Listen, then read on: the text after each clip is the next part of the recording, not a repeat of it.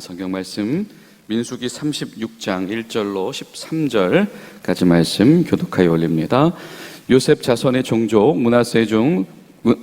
중 므낫세의 손자 마길의 아들 길르앗의 자손 종족들의 수령들이 나와 모세와 이스라엘 자손의 수령된 지휘관들 앞에서 말하여 이르되 여호와께서 우리 주에게 명령하사 이스라엘 자손에게 제비 뽑아 그 기업의 땅을 주게 하셨고 여호와께서 또 우리에게 주어서 명령하사 우리 형제 슬로바앗의 기업을 그의 딸들에게 주게 하셨은즉 그들은 만일 이스라엘 자손의 다른 지파들의 남자들의 아내가 되면 그들의 기업은 우리 조상의 기업에서 떨어져 나가게 되고 그들이 속할 그 지파의 기업에 첨가되리니 그러면 우리가 제비 뽑은 기업에서 떨어져 나갈 것이요 이스라엘 자손은 희년을 당하여 그 기업이 그가 속한 지파에 첨가될 것이라. 그런즉 그들의 기업은 우리 조상 지파의 기업에서 아주 삭감되리이다.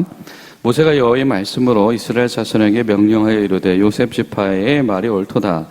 슬로바앗의 딸들에 대한 여호와의 명령이 이러하니라. 이르시되 슬로바앗의 딸들은 마음대로 시집가려니와 오직 그의 조상 지파 종족에게로만 시집갈지니 그리하면 이스라엘 자손의 기업이 이 지파에서 저 지파로 옮겨가지 않고 이스라엘 자손이 다 각기 조상의 기업을 지킬 것이니라 하셨나니 이스라엘 자손의 지파 중 그 기업을 이은 딸들은 모두 자기 조상 지파에 종족되는 사람의 아내가 될 것이라. 그리하면 이스라엘 자손이 각각 조상의 기업을 보존하게 되어 그 기업이 이 지파에서 저 지파로 옮기게 하지 아니하고 이스라엘 자손 지파가 각각 자기 기업을 지키리라. 슬로바앗의 딸들이 여호와께서 모세에게 명령하신 대로 행하니라. 슬로바앗의 딸 말라와 다르사와 호골라와 밀가와 노아가 다 그들의 숙부의 아들들의 아내가 되니라. 그들이 요셉의 아들 므낫세 자손 종족의 사람의 아내가 되었으므로 그들 종족 지파에 그들의 기업이 남아 있었더라. 이는 여리고 맞은편 요단가 모압 평지에서 여호와께서 모세를 통하여 이스라엘 자손에게 명령하신 계명과 규례니라. 아멘. 끝까지 함께 동행하시는 신실하신 하나님 안에서 복된 날 되시기를 간절히 소망합니다. 이 말씀은 요단강 맞은편 하나님께서 주신 이 약속의 땅 입성 직전 목전에서 하나님께서 다시 한번 이스라엘 백성에게 강조하신 주의 명령과 계명과 규례다. 이것이 바로 오늘 민수기 마지막 장 36장의 결론입니다. 광야에서 있었던 이야기. 그런데 그 광야는 어떤 곳이었냐면 하나님께서 소집한 사람들의 이야기. 하나님께서 소집하여서 계수하신 사람들의 이야기. 그리고 그 하나님께서 계수하신 사람들에게 하신 일은 그들이 하나님의 명령으로 계명과 규례를 잘 마음에 새기고 순종하게 하여 약속의 땅에 들어갈 준비가 되게 하는 이야기.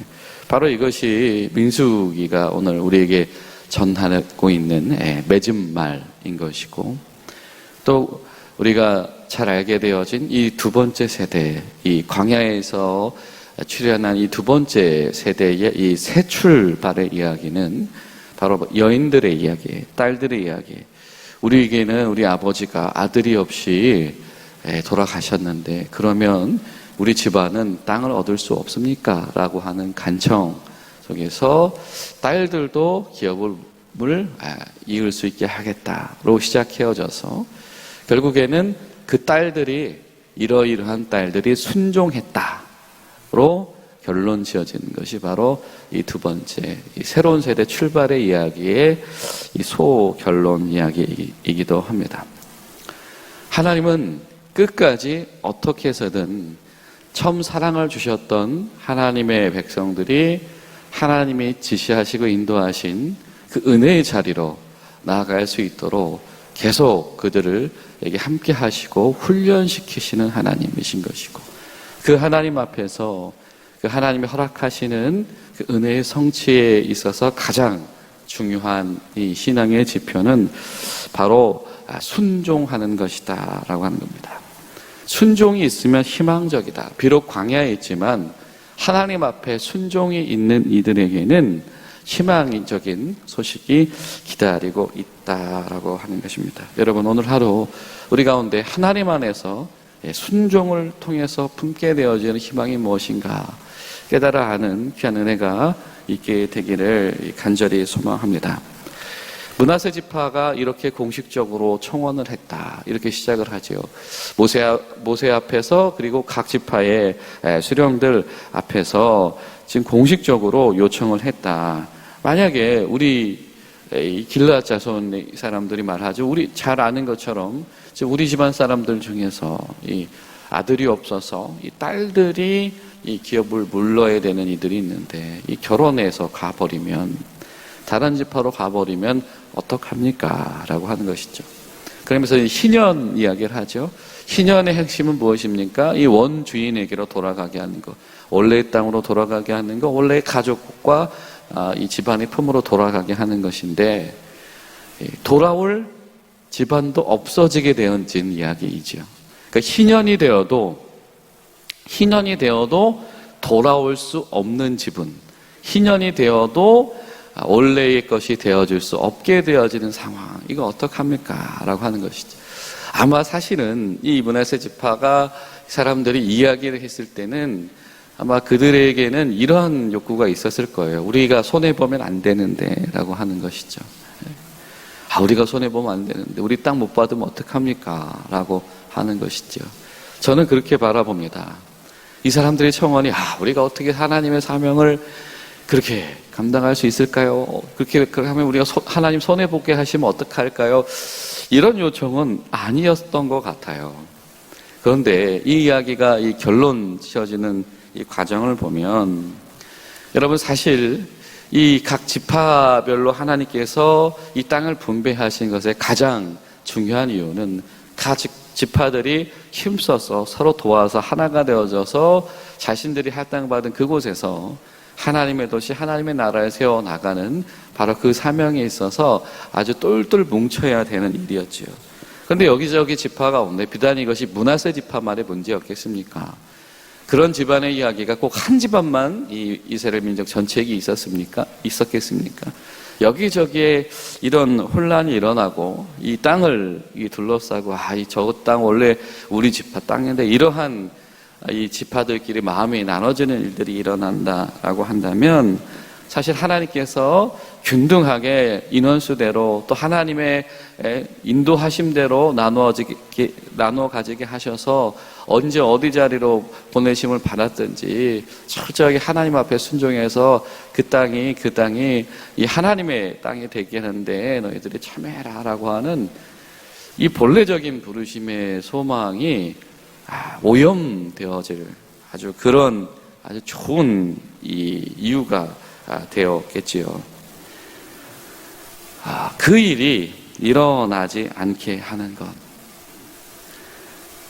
하나님께서 그것을 원하시는 방향을 제시하신다라고 하는 것, 그리고 그 하나님의 절충안에 이들 가운데 순종할 마음이 있다라고 하는 것, 그래서 이들의 미래가 희망적이다라고 하는 것, 이것이 오늘 말씀이 우리에게 증거하고 있는 메시지이죠. 그 이야기를 듣고 나온 이 모세를 통한 중재안이 무엇입니까? 방법이 있다. 방법이 있어. 다른 지파에 시집 안 가면 되지. 이 현대의 이 관점으로는 사실은 이거 좀 이해하기 어려운 이야기일 수 있습니다. 왜냐하면 그 여인들에게 너무 희생을 강요하는 것 아닌가, 여인들의 자유를 속박하는 것 아닌가, 이런 생각이 들 수 있지요. 그러나 이 광야에서라고 하는 이 전체의 주제, 지금 이 사람들이 광야에서 배우는 것은 무엇입니까? 그 땅에 들어가서 하나님의 약속을 성취하기 위해서 내가 감당해야 될, 하나님 앞에서 준비해야 될 것은 순종, 하나님께서 계명을 주신 것을 순종하는 마음으로 살아가는 사람들의 이야기 아닙니까? 바로 그 여인들의 순종을 통해서